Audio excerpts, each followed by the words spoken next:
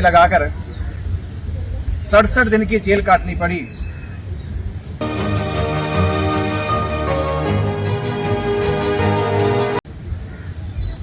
फिर भी देश की उम्मीद थी कि 29 जुलाई को माननीय सर्वोच्च न्यायालय की तरफ से जिस प्रकार राम मंदिर का फैसला भारत के हिंदुओं की आस्था के आधार पर दिया गया, भारत के हिंदुओं की आस्था के आधार पे, वहीं महाबोधि महाविहार भारत के बुद्धिस्टों के साथ साथ दुनिया के 56 देशों के बुद्धिस्टों की आस्था, विश्वास और उनकी प्रार्थना का महाविहार है, जिसका सुप्रीम कोर्ट में केस 13 साल से चल रहा और करीब करीब 134 साल से देश भर में इसके आंदोलन को चलाया जा रहा। ये दुनिया का एक ऐसा केस बन गया जहां भारत और भारत के साथ 56 देशों के बुद्धिस्टों के साथ बीटी एक्ट 1949 एक कानून बनाकर बुद्धिस्टों के एक कानूनी अधिकार का उल्लंघन लगातार 26 जनवरी 1950 संविधान लागू होने के बाद तक आज तक किया जा रहा। इन सभी तथ्यों और आधारों के बाद भी हमारी उम्मीद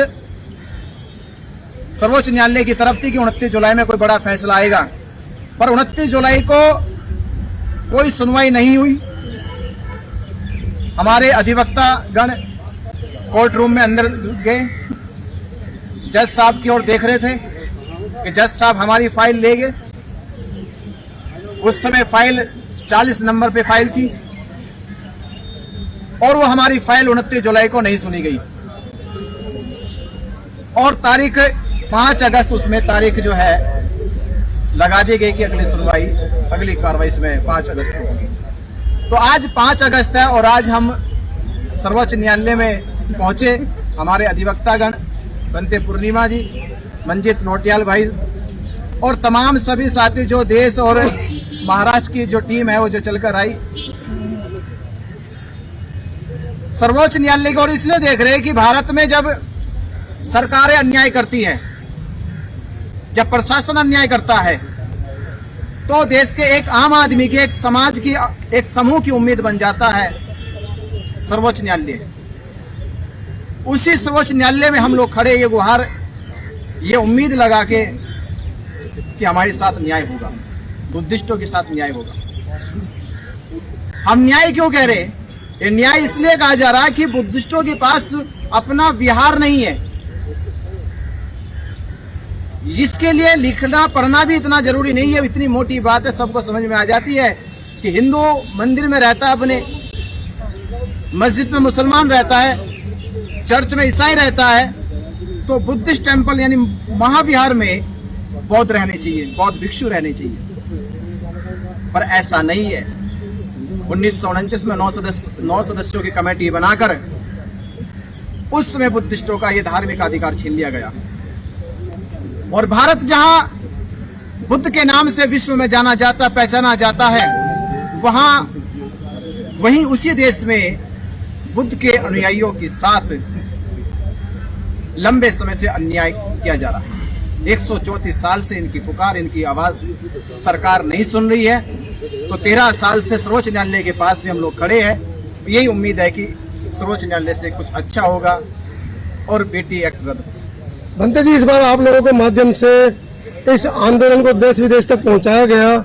ऐसी क्या मजबूरी रही कि आनंद फानंद में 25 सदस्यों की एक कमेटी को नियुक्त कर दिया गया सरकार की तरफ से, और उसमें जो भारत के अंदर कह सकते हैं कि एक ऐसे बौद्ध भिक्षु जो शरणार्थी है, उनको भारत का प्रतिनिधित्व सौंप दिया जाता है। जब हमने देश में और विदेश तक ये आवाज पहुंचाई कि महाबोधि महाविहार केवल भारत का नहीं है, वो वर्ल्ड हेरिटेज है, पूरे विश्व के बुद्धिस्टों का एक पवित्र शांति का, मैत्री का महाविहार है, जहां पर सिद्धार्थ गौतम को ज्ञान की प्राप्ति हुई और संसार के लोगों को तथागत बुद्ध के उपदेशों को सुनने का जो लाभ मिला, उस लाभ से भारत विश्व गुरु हुआ। ये आवाज पूरे देश और दुनिया में पहुंची और हमने कहा कि ये भारत के बुद्धिस्टों के साथ नहीं, अंतर्राष्ट्रीय बुद्धिस्टों के साथ भी अन्याय हो रहा है। और सुप्रीम कोर्ट में हमारी कार्रवाई तेजी से चल रही थी और देश में आंदोलन बड़ी गति से चल रहे थे। उसी को कमजोर करने के लिए या हमारे मुद्दे को कमजोर करने के लिए सरकार ने एक योजना बनाई। उस योजना में 10 देशों के बुद्धिस्ट प्रतिनिधित्व को लिया इस आधार पे कि वो सलाह देंगे, और बाकी 15 सदस्य भारत से लिए गए। भारत में जो धार्मिक आधार पे बौद्ध भिक्षु को चुनाव किया गया वो दलाई लामा जी हैं। दलाई लामा जी जो मूलतः तिब्बत के रहने वाले हैं। सवाल यह है कि भारत के किस बौद्ध भिक्षु को लिया गया। भारत में सैकड़ों बौद्ध संस्थाएं हैं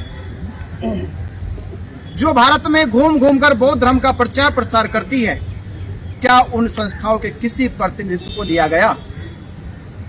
और ये 25 सदस्यीय बोर्ड जो बनाया गया केवल सलाह देने के लिए। सलाह कैसे दी जाएगी? जो 10 देश के प्रतिनिधित्व हो गए वो देश के बाहर रहेंगे। दलाई लामा जी की उम्र उतनी हो गई कि वो अब सलाह क्या देंगे। और जो बाकी सदस्य है वो सरकार के कुछ रिटायर्ड ऑफिसर हैं, कुछ नेतागण हैं, कुछ लोकल के नेता, पार्षद, सांसद लोग हैं। इसका अर्थ जो सलाह देने वाले लोग हैं भारत के अंदर के वो बुद्धिस्ट ही नहीं है। दलाई लामा जी को छोड़ के वो बुद्धिस्ट ही नहीं है। सवाल यहां सलाह का नहीं था, सवाल था यहां न्याय का। न्याय बुद्धिस्टों को चाहिए था।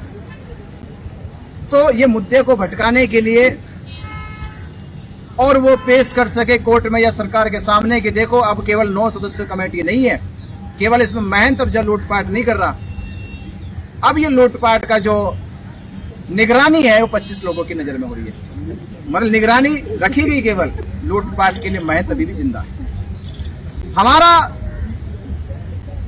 जो लड़ाई है बीटी एक्ट रद्द कराने की है और बुद्धिस्टों को सौंपने की और निरंतर जारी है। हमारे चैनल लाइक, शेयर, सब्सक्राइब देखना मत भूलिएगा। जय भीम, जय भारत, जय संविधान। नमो बुद्धाय। धन्यवाद। चैनल आर्थिक समस्या से गुजर रहा है। अगर आप बहुजन समाज में बाबा साहेब अम्बेडकर और तथागत बुद्ध की विचारधारा को अधिक से अधिक लोगों तक पहुंचाना चाहते हैं तो हमें आर्थिक सहयोग प्रदान करें, ताकि हम अपने चैनल के माध्यम से देश विदेश में समता, बंधुता, एकता और संवैधानिक अधिकारों को ज्यादा से ज्यादा लोगों तक पहुंचा सकें। आप अपनी सहायता राशि नीचे लिखे खाते में जमा करा सकते हैं। खाता धारक गौतम रत्ना, खाता संख्या 316957686551, IFSC कोड SBIN 0060336, बैंक भारतीय स्टेट बैंक। आप हमारे बैंक खाते का विवरण स्क्रीन पर भी देख सकते हैं। जय भीम, जय भीम। मैं गौतम रत्ना गौतम फिल्म्स प्रोडक्शन में आपका स्वागत करता हूं। आप हमारे प्रोडक्शन हाउस के अंदर अपना कैरियर बना सकते हैं as a film director, as a producer and actor and actress and editor and cinematographer also. अगर आपको फिल्म से रिलेटेड कुछ भी प्रोजेक्ट आपको बनवाना है तो हमारे पास में पूरा सेटअप है, जिसमें फिल्म कैमरा है, शूटिंग लाइट्स है और एडिटिंग है। सारा A to Z एक ही जगह पर आपको हमारे यहाँ पर मिल जाएगा। तो दोस्तों आप हमें कांटेक्ट कर सकते हैं हमारे नंबर्स पर 9810085714।